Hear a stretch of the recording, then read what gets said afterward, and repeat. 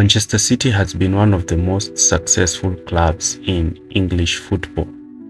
They recently won the treble against Inter Milan in the Champions League by completing both winning the Premier League and winning the FA Cup. Manchester City is a possession-based team, and today we are going to analyze how Pep breaks lower blocks. Manchester City most of the time dominate possession, and Pep uses two strategies. One, he uses his structure, and number two, he uses his personnel. But before we start this our analysis, like, share and subscribe to this channel. So Manchester City line up in a 3-2-5 system. This is a system they used last season. So in this system, this is how Manchester City breaks down lower blocks. He uses a front line of 5 players with wingers, attacking midfielders, and a striker. This is to enable Manchester City to overload the opposition back 4 to Fulham. So in this system, this is how Guardiola employs his structure. Guardiola likes to have numerical superiority while building. So if a team decides to play with a back 5, he's going to overlap Walker so that he can have an extra man advantage in attack, always outnumbering the opposition. The role of Haaland is crucial since he tries to play in the shoulder of the last defender so that he can create spaces in between the lines for the likes of De Bruyne and Gundogan. If the opposition team decides to sit deep, Rodri can progress with the ball upfield and draw a midfielder out so as to create spaces for these two attacking midfielders. The two attacking midfielders are quite crucial for this team. They can either receive the ball directly or Haaland dropping deep to receive the ball and playing them and receiving the ball back from these two attacking players. Manchester City also employ a staggered front 5. Their front 5 is not straight, therefore making them unable to be marked, as you can see from this clip. This staggered system enables Manchester City's 2 players in the half spaces.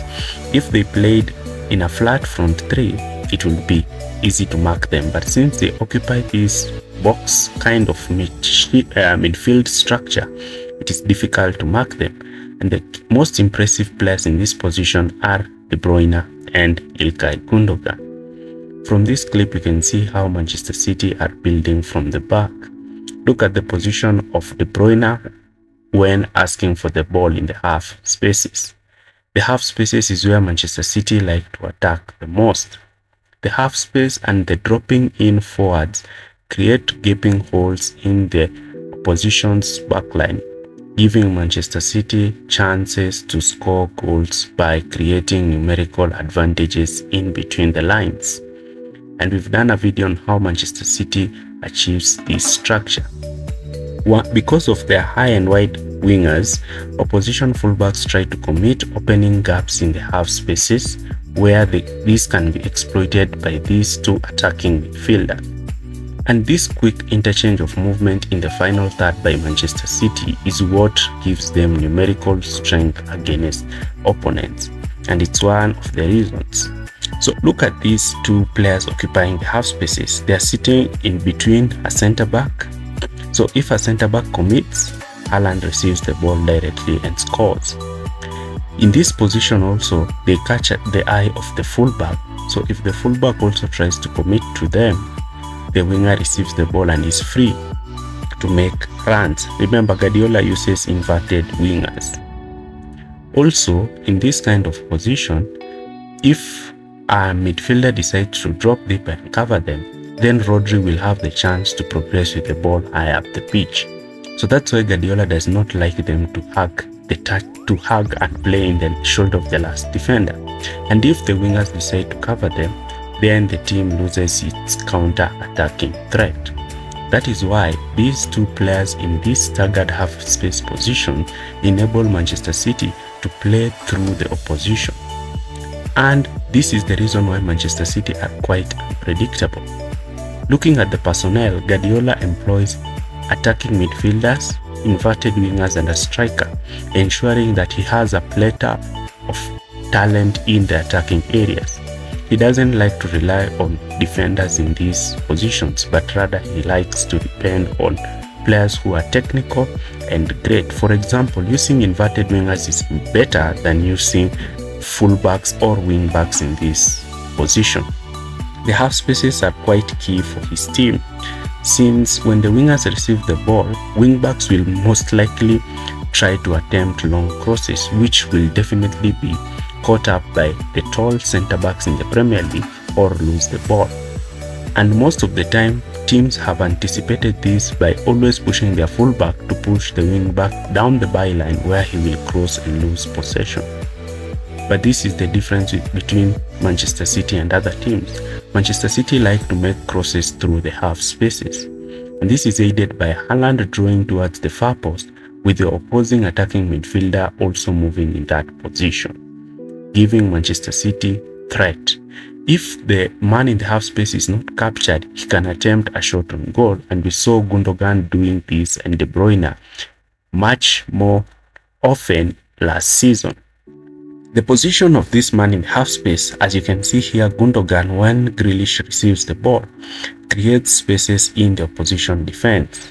And Manchester City, the position of Stones is also attracting Modric, who can now not close that gap.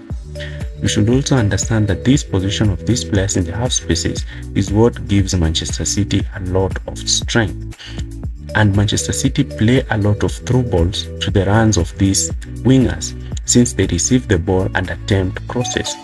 Manchester City also overload the opposition box, with the striker attacking the 6-yard space, the half space man taking out the fullback, and the other half space man attacking the position in front of goal, while the winger attacks the far post.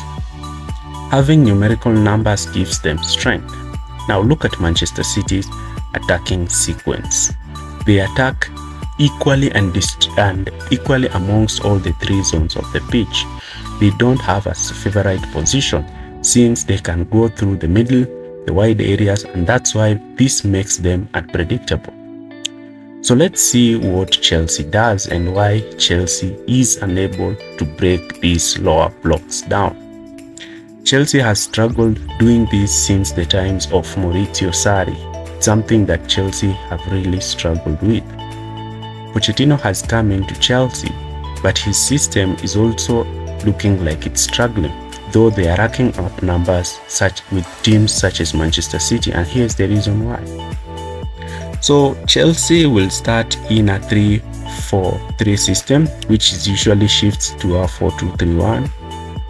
So in this system, you'll just find Jackson is the one leading the line, with Enzo Fernandez playing midfield, and you'll find players such as Chilwell and Sterling giving the width. During build-up, Colwill starts as a left back, with Gusto as a right back, with two holding midfielders. Therefore, Chelsea have an excess of one player during build-up compared to Manchester City, which has 5. Now in the attacking area, Sterling pushes to play alongside Jackson, with Gusto and Chilwell giving the team width. So Chelsea has a flat attacking structure compared to Manchester City, which has a staggered one. Therefore, Chelsea are easily to be marked. Enzo Fernandez likes to be on the ball and sometimes leaves his forward position and drops deep to receive the ball, also creating problems for Chelsea, since now they are easily matched man-to-man by the opposition centre-backs. The use of wing-backs for Chelsea is also one-dimensional, since only wing-backs, the only thing they do is cross the ball. Therefore, teams know how to play against Chelsea. And also, Jackson does not have players making runs beyond him when he's dropping deep, giving Chelsea a lot of problems in these situations. So these are the reasons why. Also, the other thing is personnel. Jackson is not quite at the level of Erling Haaland. Again, the use of Enzo Fernandez in this high position is quite ineffective, since he's not good at shooting. Also, the reliance of wingbacks such as Chilwell and Gusto is not helping Chelsea in the attacking areas. Now let's compare to Manchester City in terms of personnel. Manchester City have the likes of Bernardo Silva and Grealish, who are in the wide areas. Erling Haaland, a prolific number 9, is the one leading Manchester City's attack, And Manchester City's Pep Guardiola is not afraid to make changes to his tactical system to be able to get an edge over his opponents. This is the reason why Manchester City are effective in breaking lower blocks. If you watched this video, thanks for watching.